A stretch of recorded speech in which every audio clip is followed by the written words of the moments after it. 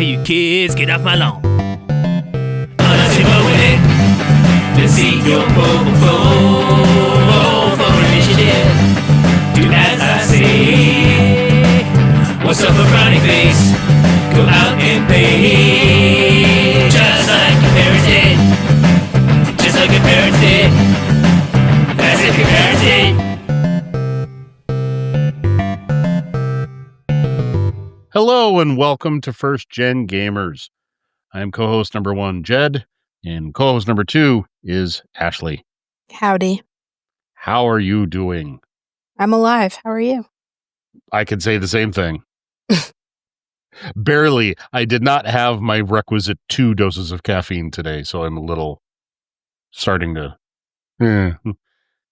I hear you. I always crash at like 2. I have a brief spout of energy for like an hour a day, and then I'm tired again. So I'm trying to wean myself off the 2 doses of caffeine. You know? It's not fun. Not fun at all. But what will be fun will be what we're talking about today, although it was not fun for the games themselves. What topic are we discussing? games that were doomed to fail. Yes. I feel like I should say, because I want to make it clear, at least for my list in this, that not all of these games are bad. It's that these games, for one reason or another, were never going to be successful. Some of them might be quality related, but some of them might be timing or something else.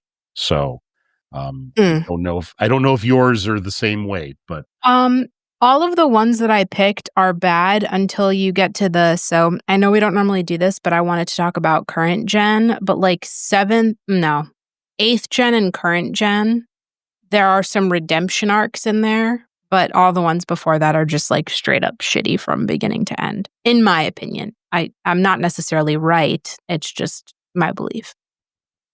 Fair. Well, we will get into that, and we will start off with the second generation. What is your nominee? I have a feeling I know, but what do you think? Oh no, go ahead and say it. What's your guess? I'm curious. E.T.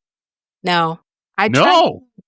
I did pick one that I've talked about in another episode, but I tried to pick one that I haven't talked about before. I actually haven't played this game. I had to like do some Googling, and then I watched some gameplay to confirm like what people were saying about the game, and it pissed me the fuck off. I picked Custer's Revenge for the Atari 2600. Yeah, that was doomed to fail, all right. This game really pissed me the fuck off. This one's not fun, sorry guys, but I'll blow through it. It's racist, it's sexist, it's like a pixelated war crime of a game. You're essentially a naked cowboy dodging arrows to sexually assault an indigenous woman. Atari tried to bury this game. Humanity probably should have too. So it's just like a repulsive, tone deaf, what the actual fuck is this game doing? So you're playing as a naked General Custer. Yes, the real life genocidal one. He's dodging arrows with a heart on. I actually was like, my jaw hit the floor. I was like, this can't be fucking real. And then sure enough, it was. I was like, oh, okay. And then you're trying to assault an indigenous woman tied to a post. That's the entire game. That's the pitch. I'm going to stop talking about that now because it's fucked up and talk about the company. Mystique, they specialized in adult games. And by adult, they meant like pixelated rape fantasy sold in a Sears catalog. So even in 1982, when graphics were so bad that you couldn't really tell what anything was, people still knew that this game was fucked up. Obviously, indigenous people and activists protested. Atari, they literally didn't even try to say, hey, sorry. They just tried to pretend like the game didn't exist. Oddly enough, we talked about this on Discord. It kind of reminded me of that game that I was just talking about. No Mercy that just came out. They thankfully ended up removing that from Steam. That's that game I mentioned where the whole premise of the game was like raping women. You could rape your mom. Good. Like, I'm glad they took it down. Nuts, right? I'm like, and I'm the kind of person where I will push for games and movies to push the envelope. Like, I'm all for that. I'm not the kind of person to be like, wow, this is wildly offensive. But obviously, like, there's a line, and I'm like, the line is a dot to you. It's a Joey line from Friends. They cross the line so far. It's a dot to them. So That one's not fun. I promise my other ones are not as depressing, but I feel like I had to mention this one because what the fuck? Like what? You said it all. I have no follow-up comment other than fuck that game. I was floored. The only thing I will say is if you're interested in finding out more about Mystique's other output, which really will just lower your opinion of humanity, Octavius King did a video on Atari 2600 Erotica, which she is a wonderful channel to follow on YouTube. Great host, very funny. She just spends the whole video looking at Mystique's output and going, what the fuck? Are they just like a shit company inherently? Because I don't have any I don't have any biases against people that want to play adult games. Like, if you're an adult, who the fuck cares? This kind though is like not. Okay, so I will say this. I thought I didn't have anything to say. Here we go. This will really make you raise an eyebrow then, because Mystique did. So they had it was 3 main games. There was Custer's Revenge, there was Beat 'em and Eat 'em, and there was yeah, you don't want to know. I mean, I think I can tell by the fucking title. Like, what the fuck? And I think the other one was Bachelor Party. There's a few other erotica games. I gotta look it up. But what Mystique did was that they also produced gender flip versions of them. So there is a gender flip version of Custer's Revenge where you're the woman. And you cross the plane dodging arrows to try to rape. Okay. I'm not saying it does. No, I know. I'm just saying firmly as a woman, it's firmly stand against also exploiting the assault of men. Nah, they sound like bags. I hope they're out of business. Oh yeah, they died in the mid 80s. Like as far as I know, they didn't make it past the 2nd generation consoles. Good. Yeah. And like I said, like there's the infamous Wicked Whims mod for Sims. We've all fucking tried it. It's fine. There's the Basement Drugs mod for Sims. There's nothing wrong with people wanting to try shit like that. But when you border, like, we're going to just rape people, especially people that have been attacked by this country since we came here, maybe let's just not do that. I don't know. Anyway, 100%. All of my other ones are not this dark. I'm sorry, but I had to talk about this one because I was like, this might be the worst game to come out on that console. No argument here. Mine is not nearly as clever. I did pick E.T. Could there be a more doomed scenario for a game wherein you pick a movie that has no real action, no real set pieces that translate to a video game? You give a programmer 5 weeks to come up with it, storyboard it, pitch it, and program it. And then you go so all in on the game that you produce more copies of the cartridge than you have sold consoles. Oh. Yeah, they produced over 5 million copies of the E.T. game. And while there isn't, I couldn't find official statistics on exactly how many Atari 2600s were sold. By the own admission of Atari employees, they all say, yeah, we made more games than we made the console because the executives were so confident in the idea that E.T. would be so successful, people would buy the game to buy the console.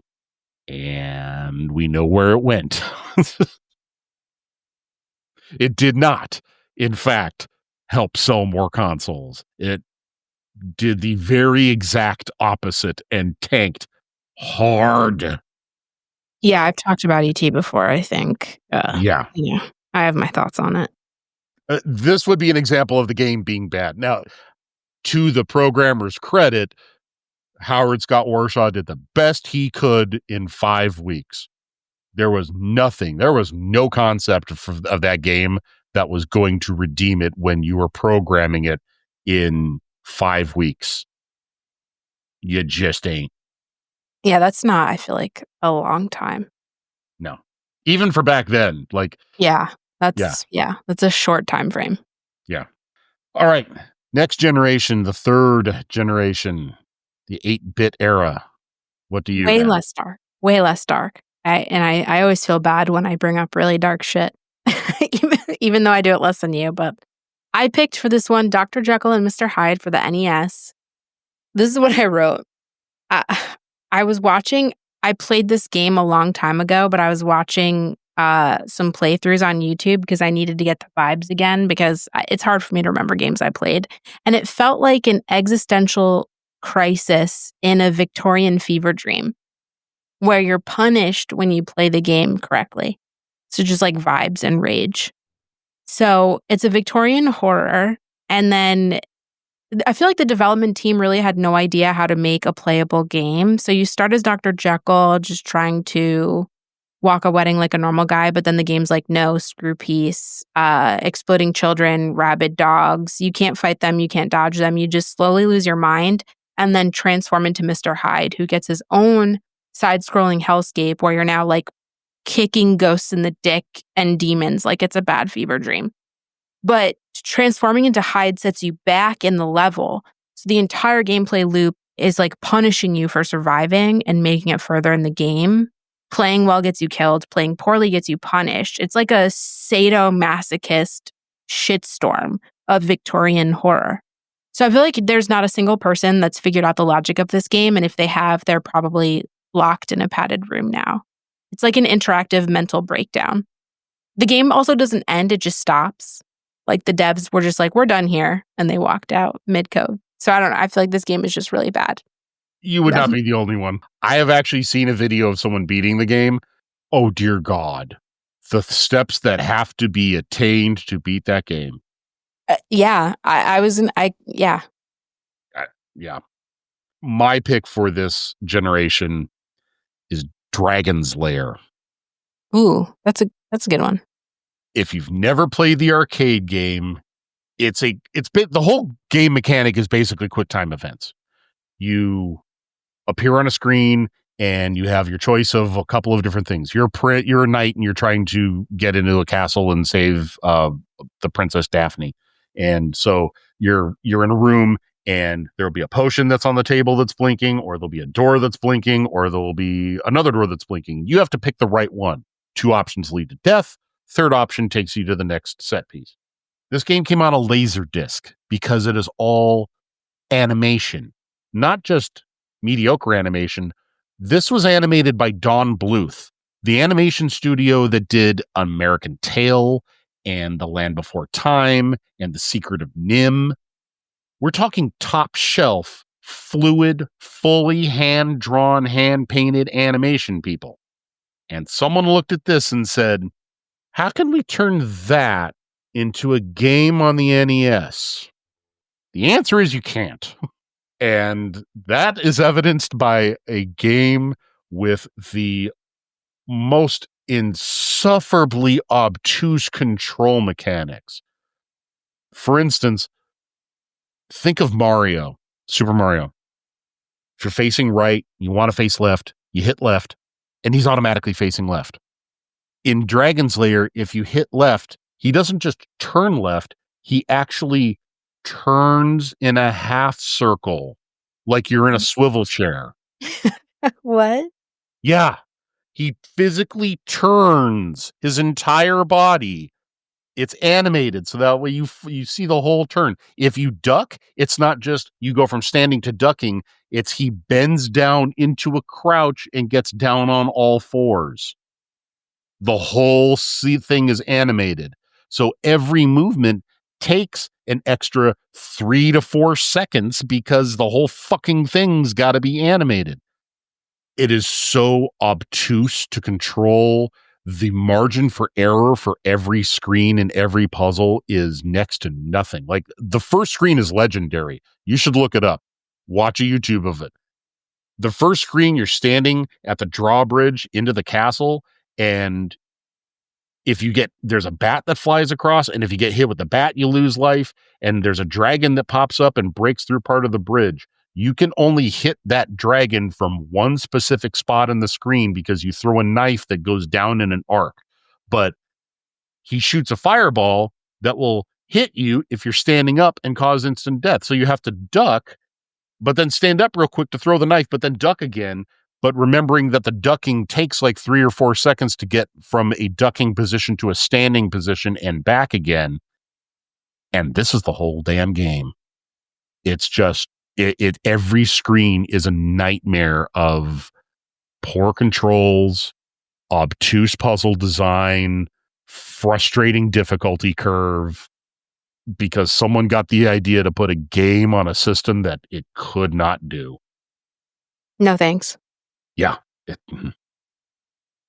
I'm grinding my teeth just thinking about it. Sounds like a nightmare. All right. Next generation, 4th gen. I picked 2, and I'll just like cover them briefly. I picked Rise of the Robots for the Genesis and Plumbers Don't Wear Ties for. Oh. Yeah. That is a twofer. Oh, go.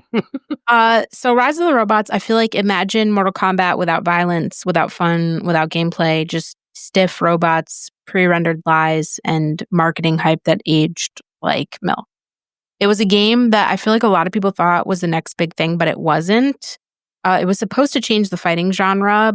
It had pre-rendered graphics, AI that allegedly learned, and none of that mattered because the gameplay is like a glitchy screensaver. It just didn't work. The AI didn't work. It just stood there and occasionally flailed. Story mode, you could only play as one character. It was like it was a fighting game that didn't let you pick your fighter. And the marketing was next-gen combat experience, but really it was just not. I feel like it failed harder than the Robot Uprising in iRobot, but Plumbers Don't Wear Ties is technically 4th gen adjacent. The game is essentially like a PowerPoint with softcore energy. It's not even really a game. I feel like calling it a game would be generous. It's essentially a PowerPoint presentation with a concussion. It's marketed as a romantic comedy full motion video game. But it feels a lot like a slideshow of JPEGs with voiceovers that sounded like they were recorded in somebody's bathroom. You do make choices in the game, but they don't really matter. The plot is kind of just like pre-planned. And this was a 3DO, a system that cost more than people's rent. So I feel like this game is like not even so bad it's good. It's so bad that you feel cursed for having experienced it. That game is a surrealist night. I'm convinced it's an art project and not. It's a PowerPoint. Like, honestly. It is so. All I could do is suggest people watch a video about it. Octavius King, who I've already mentioned about the Atari porn games, she did a video on this as well. Oh my God, there's so much to this game. So many surreal moments that make no sense. Yeah. You know, the narrator that suddenly is wearing a chicken mask and then suddenly gets in a fight with another narrator and then comes back and murders the replacement narrator with a machine gun. Yeah. It literally feels like the game was written by AI with a porn addiction and like a broken sarcasm filter. It's hard to explain, but it's surreal. Yeah. It's fascinating to watch a video of someone trying to explain the game. Terrible to play. Terrible. As for Rise of the Robots, I remember those the magazine ads in like Game Pro and EGM. And they hyped it up a lot. Ooh, yeah, they went way out over their skis on that one. That was bad. Mine from this generation is also a fighting game. It's Virtua Fighter for the Sega Genesis. Oh no. Much like Dragon's Lair, someone took a look at a 3D polygonal fighting game, and said, how can we cram that onto the Sega Genesis? And like Dragon's Lair, the answer is, you can't. Don't try. It doesn't work. They had to completely get rid of the polygonal aspect of it. They had to completely get rid of the 3D aspect of it. Those were the draws of Virtua Fighter. That's what set it apart when you went into an arcade at the time and you saw Street Fighter and Mortal Kombat and Virtua Fighter. Virtua Fighter was the 3D one with the weird polygonal graphics and the moon gravity jumping. When you strip that away, you are left with the most basic ass fighting game you have ever played. It's not that the game is broken. It's that taking those elements out to make it fit on the Genesis, rob it of what made it special at the time. And it's like it's like ordering a Big Mac, but ordering it plain. You've just got a burger at that point. And that's what Virtua Fighter Sega Genesis is. Yeah. All right. Next generation, the 5th generation. What do you got? I picked 2 for this one too. I picked 2 for a bunch of them because there's a lot of games that piss me off. And so I felt like but I'll briefly summarize both. So I picked Bubsy 3D for the PS1. Woo! And I also picked The Crow City of Angels for the PS1. Because I feel like they're both like really bad and I couldn't pick one. Let's start with Bubsy. It plays like it was developed by a team who heard about 3D games secondhand. Like it's just the ugliest, clunkiest game that I've ever seen in my life. I feel like they asked, what if we took everything people love about 3D platformers, which like is nothing, and did the exact opposite? Still nothing. I think it came out in 1996. It was an abomination of a game. And so they took Bubsy and put it into the 3rd dimension. Unfortunately, it arrived the same year as Super Mario 64 and Crash Bandicoot, which made everything wrong with it way more glaring. The controls were really shitty. It's like trying to steer a shopping cart through a minefield. The graphics were really bad. I feel like the graphics are kind of like headache inducing. It's not that they're bad. It's like it's a lot. It's a lot of colors and shapes. And I feel like the camera system had a mind of its own. So, I don't know. I feel like it's a fucking terrible game. And then The Crow City of Angels, first of all, it was based on a movie that nobody liked with controls that nobody could use. Like, it almost kind of felt like if Resident Evil was rebooted by drunk goths in a garage. First of all, the sequel to the cult classic film, The Crow City of Angels, don't touch it. Side note, the remake of The Crow, seeing what's his name, Skarsgård, and all those tattoos had me dying. Anyway, I feel like it's a masterclass in how to butcher a beloved franchise. The game had really unresponsive controls, a really disorienting camera, and the combat mechanics were just fucked up. Both critics and players alike hate this fucking game for all of its flaws. And it is noted as one of the worst movie-based games of all time. Which I feel like when you turn a movie into a video game, a lot of the time it doesn't go well. Sometimes it does, but this one was just really, it just takes the cake for just a disaster that nobody should ever acknowledge. I don't know. I have strong thoughts about that one. I despised Crow City of Angels as a movie. I didn't even give it the game a time of day, man. Oh. It was both were so bad. I saw Crow City of Angels in theaters too. Oh, God. Did you see the remake? No, I refuse. I won't watch it either. Flat out fucking refuse. I saw the trailer and it felt like insulting to Brandon Lee. Like it straight up felt insulting. Insulting is the perfect word. I watched that trailer and I could feel, I take blood pressure medication and I could feel the medication going, no, we can't fight this. Yeah, and I like it's Bill. I had to look it up. I like Bill Skarsgård. He was the one that was in God, what's that? Barbarian, right? Was he in Barbarian? I think it was him, right? Or was it his brother? He was in Barbarian. Oh. Yeah, he's good. He was in John Wick. He was in It, Nosferatu. So when I saw that he was cast in it, I was like, okay, maybe. But then I saw the trailer and I was like, he looks like a Chipotle bag when they had like all the marker shit drawn on him. I was like, this is going to be terrible. Just leave the Crow alone is the moral of what I'm trying to say. Just fucking leave it. Let sleeping dogs lie. We don't have to fucking remake everything, Right. Just let it be. Anyway. I would have, last thing I'll say on the Crow remake, I would have been more forgiving if they had done the simple task of not making it a remake. Yeah. Just don't name him Eric Draven. Be a different character.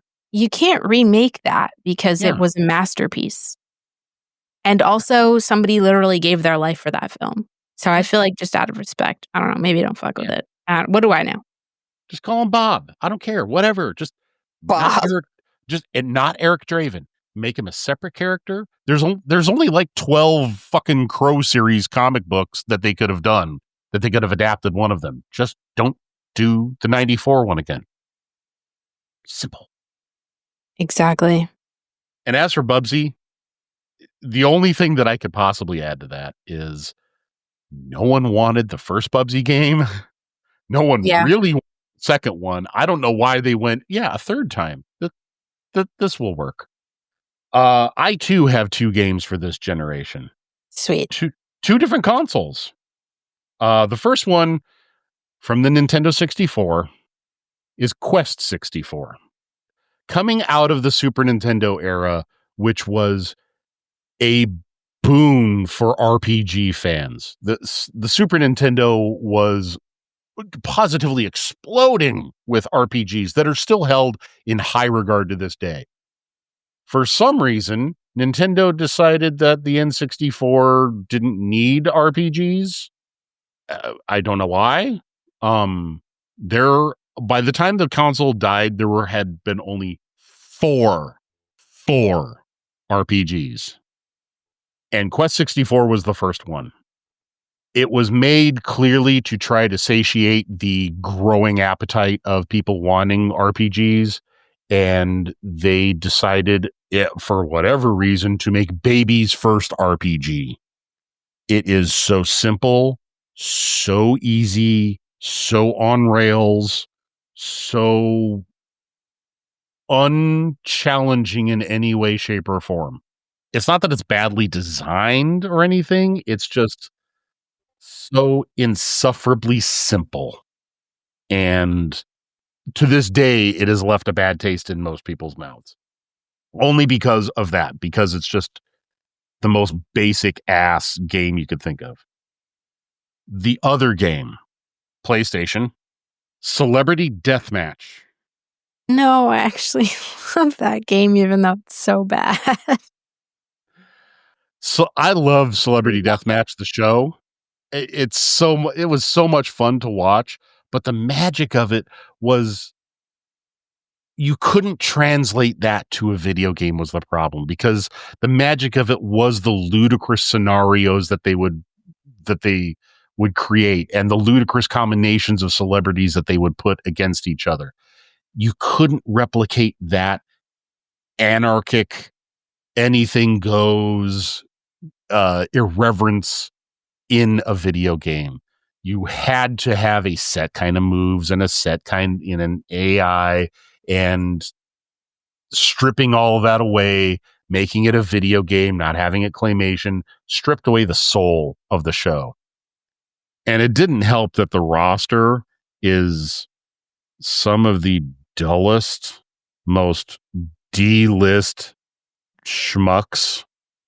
Anna Nicole Smith, Carmen Electra, Carrot Top, Cindy Margolis, Jerry Springer, Mr. T, Miss Cleo, Ron Jeremy, the entire band of NSYNC, Shannon Doherty, Tommy Lee.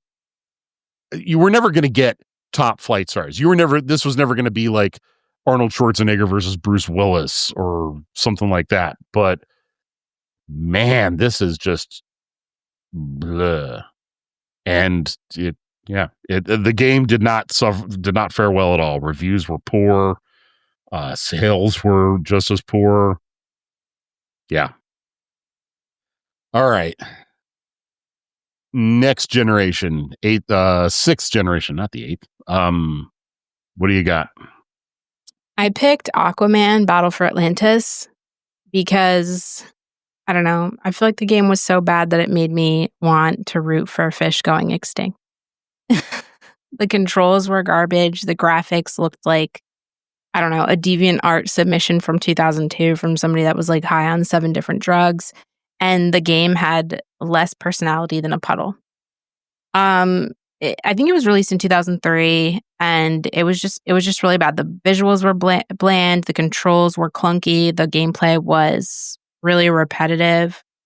Combat is really monotonous. There's limited enemy variety. And yeah, it was just really, really shitty. And critics didn't hold back. IGN said, with so much sucking, it's amazing Aquaman doesn't drown. And that is fucking hilarious to me. Dag, yo, that's cold. I do want to say, though, I feel like I was going to talk about Batman for the GameCube. I did just want to say, like, games loosely based on movies and comics for the GameCube/Xbox weren't all that shitty. For example, I played 007 Nightfire on the GameCube like a motherfucker. I fucking loved that game.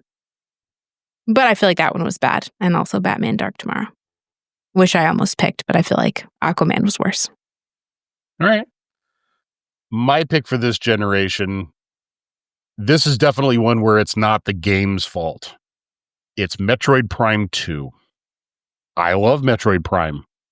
I think it is a beautiful, amazing game. And it sold well. Even on the little purple lunchbox that didn't sell well, Metroid Prime 2 was one of its better sellers. Metroid Prime 2 should have been a successful follow-up. Even though it was criticized for being a little bit more difficult and having a lot more backtracking than Metroid Prime, it was still more of Metroid Prime. It should have done well. And it proceeded to sell something like less than 20% of what Metroid Prime 1 did for one simple reason. The release date. It released the week after Halo and the week before Half-Life. Yeah, I mean, like, you're just doomed. Yeah. What the fuck kind of scheduling is that? If ever there was a game doomed to fail through no fault of its own, what more can you say? All right. 7th gen. What do you got? I picked 2 Human for the Xbox 360 and also Ride to Hell Retribution for the PS3 360. So 2 Human was an RPG that promised like Norse god / cyberpunk chaos, but it was 30-minute cutscenes and lawsuits. I think it was in development for almost a decade and it came out feeling not finished. So yeah, over-promising, under-delivering. I think it was supposed to be the first entry in a trilogy, but it was stuck in development for several years and it just like did not work out well. The combat was not good. It felt really gimmicky more than innovative. The game had really repetitive environments, shit enemy AI, and a really abrupt ending. So we should just pretend like it doesn't exist. And Ride to Hell Retribution, I feel like if a Redbox disc came to life and started punching itself in the face, like that would be this game, you know? It's like sex scenes with clothes on. So you have like NPCs posing in emotional moments, like dialogue written by ChatGPT if ChatGPT was really fucking drunk. It's just infamously bad. I think this one came out in 2013. It's biker themed, which you'd think would be cool. Not Sons of Anarchy at all. Like very just bad voice acting, laughable sex scenes where characters remain fully clothed. So like essentially Mormonism. Sorry. I'm sorry. And gameplay mechanics that just are not good either. Critics were not kind to this game. Eurogamer said that it's a buggy, frustrating, amazingly sexist, linear motorbike ride through unresponsive melee battles and interminable cutscenes. And I agree. It failed on every conceivable level, essentially. Yeah. I the minute you said Ride to Hell, I had my head in my hand going, oh my Right? God.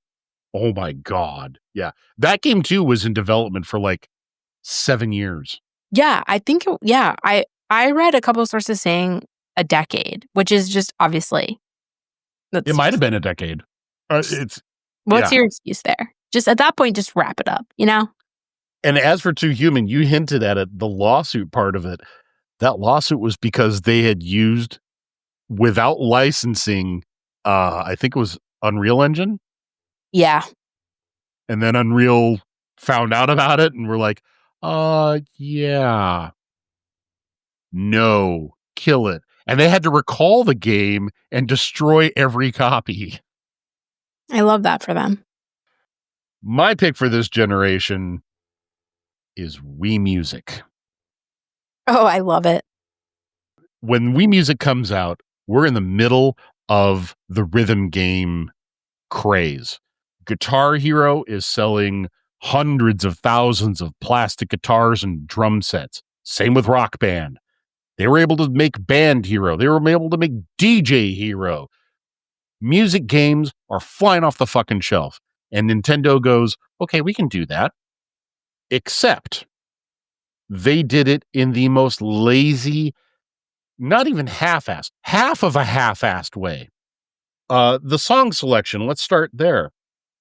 Very, very little licensed music. A few songs, like there's a Madonna song, and there's I think there's a Bangles song, and there's a Monkees song. But most of the songs are public domain. You ever really wanted to play Twinkle Twinkle Little Star? Here you go. Dream fulfilled. What you don't get in there, and what would be logical for Wii Music, would be a bunch of Nintendo music. The Super Mario Brothers theme, the Zelda theme, music from games that were on the Wii, like Super Mario Galaxy, Legend of Zelda Twilight Princess, Metroid, Kirby, all of that. Nope, there's barely any whatsoever. One or two tracks. The biggest failing, though, was that nothing about the motion controls translates to the actual gameplay. There's like 64 different instruments in there. And granted, some of them are redundant. You know, there's a guitar, and there's a sitar, and there's a bass guitar, and there's a banjo, and there's a ukulele. They're all fucking string instruments.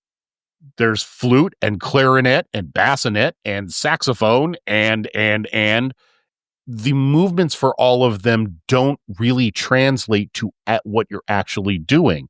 You know, with Guitar Hero, you have a plastic guitar and you're playing, even though it's not one for one, you're pressing buttons on a fretboard and you're strumming that little bar and you're hitting the whammy bar to get, a vibrato on notes. Wii Music is just the Wiimote. So you shake it to play maracas, you shake it to play piano, you shake it to play guitar, and you shake it to play drums.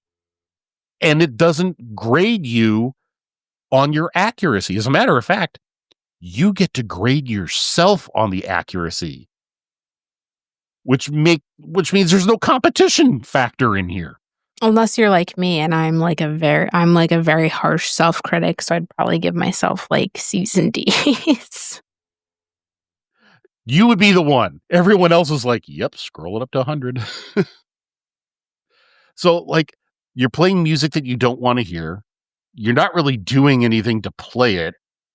There's nothing appealing about it. And it showed, like, the sales for this thing died. All hype for this thing died at the infamous 2008 E3, where they spent 20 minutes on stage pretending to play this game.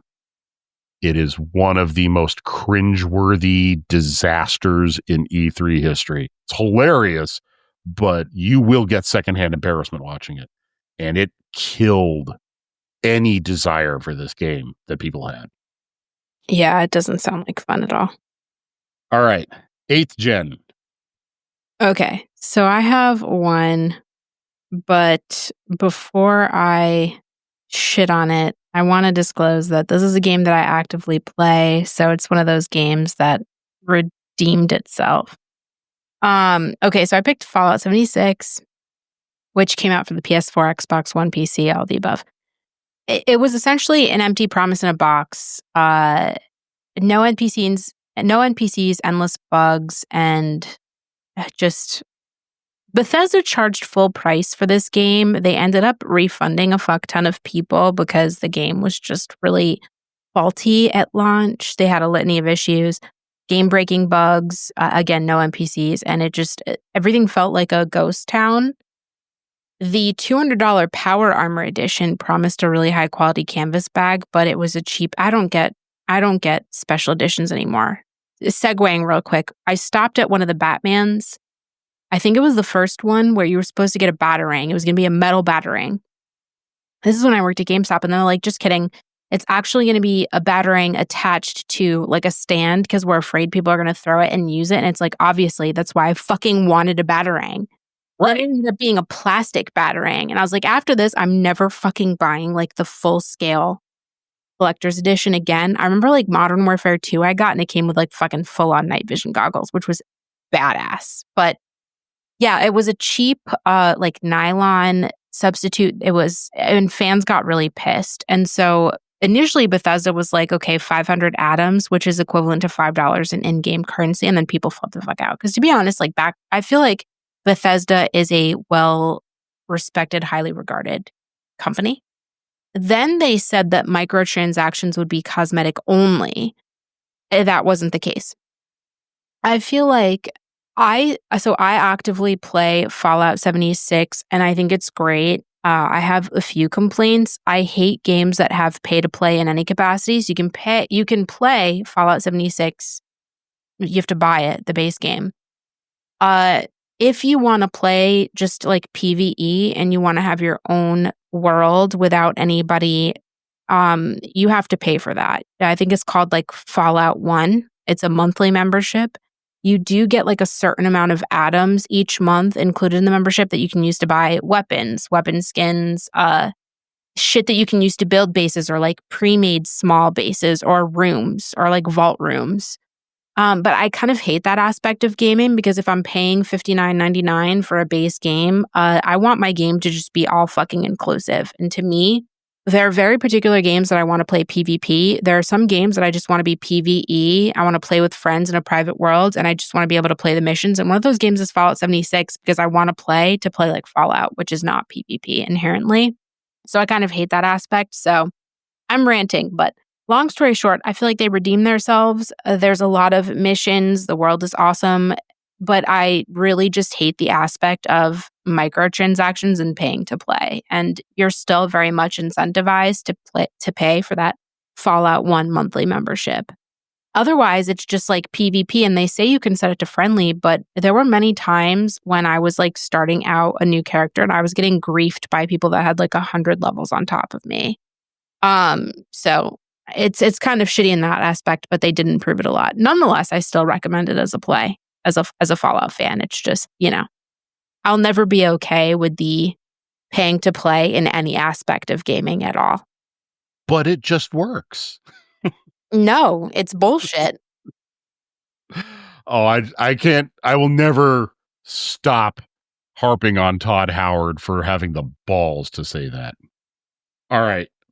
My pick for this generation is Starlink Battle for Atlas. This is the best way to put it would be it's a Star Fox clone. It's a space shooter where you're behind you. The camera is situated behind the spaceship. You fly around planets. You shoot things down. Nice and simple. Gameplay wise, it looks very functional. It looks very simple. But it delivers exactly what you want and exactly what it promises. So in that regard, perfectly fine if non-distinct game. What sets Starlink apart and what set it on its course for failure is that it wanted to do the Toys to Life thing that was done by Disney Infinity and Lego Dimensions and Skylanders, where you buy a base game, but then you also buy a toy and you scan it in via a chip reader, and that creates something in the game. In this case, you bought other ships, little toy spaceships, and you would scan them with the card reader, and presto, now you've got a new ship with different stats. It's better defense, better speed, better armament, whatever. The problem is they released Starlink after Disney Infinity had shut down, after Lego Dimensions had shut down, and within a year or two of, I believe, the last Skylanders set, basically the end of the Toys to Life fad. And they decided to launch it then. You can see how misguided this decision was. It did not sell well. It didn't review poorly, but it was just fine. And the question was, why did this release now? Why did this not release 5 years ago? And because of that, it's pretty much a forgotten game. Yeah, that makes sense. I would have forgotten too. Yeah. This was one of the first games that I thought of when doing this category, only because I had seen a video talk about the Toys to Life phenomena, and that this literally kind of sparked the whole topic for me. But if it hadn't been for watching that video, I would have forgotten about the game too, because it's just it was dead on arrival. Yeah. And now we come to the final generation, the current generation. Yeah, there was just like one game that I will never let go of that I still hold a grudge against that I just needed to rant about for a minute, and that's Cyberpunk 2077. It was supposed to be the game. CD Projekt Red basically promised us Blade Runner / GTA with like insane character customization, body mods, and Keanu Reeves. It was definitely a dystopia, but I feel like not in the way that we thought it would be. On launch day, it didn't just crash. It just straight up fucking exploded in slow motion like 100 terrible Michael Bay films. There were invisible pants. Just the game just didn't fucking work. If you were lucky enough or unlucky enough to play on PS4, Xbox One, the game just straight up didn't run. It ran like a fucking potato. Cars just phased into existence like ghosts. Quest just didn't load. It was so bad. Sony straight up fucking yeeted it off the PlayStation 4 or the PlayStation Store. They issued refunds. Investors sued CD Projekt Red for misleading them. And then the devs spent the next few years slowly adding duct tape to the game, trying to piece it back together with updates and apologies. When it finally did work, it was a solid game, but by then the damage was done. And I feel like it'll always be remembered as the golden child that got drunk and crashed the car and tried to gaslight us about it. I still, even though I know the game's really good, and I have so many friends that yell about this game to me to this day, I refuse to fucking play it because it was so horrendous on launch. Yeah, I won't ever play this game.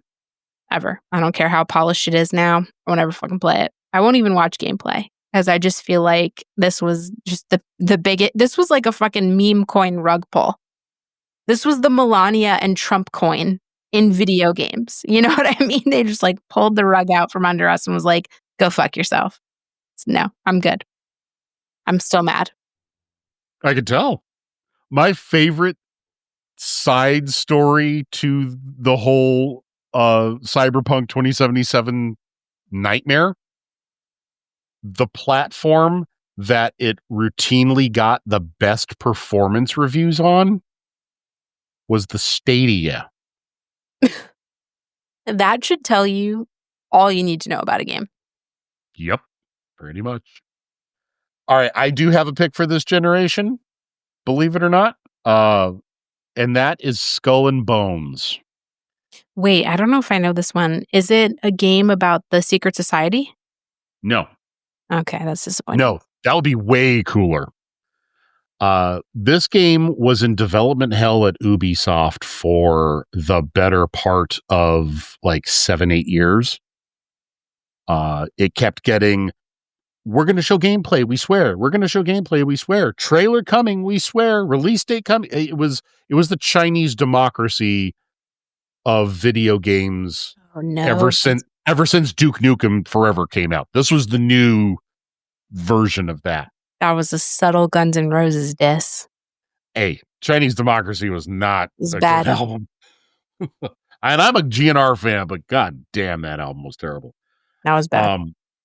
So Skull and Bones, they promised, would be this revolutionary open world game where they would redefine open world action, and specifically naval combat, pirate era naval combat.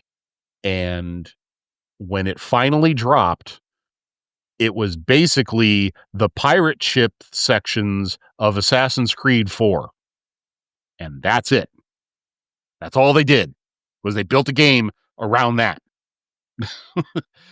Which was part of the better part of Assassin's Creed 4, but when you strip away everything else and you just have ships and floating and your standard Ubisoft open world with 600 icons of things to collect and stupid side missions, and it was not revolutionary. It was not a transformative open world experience. It was your standard Ubisoft game, just always on a boat.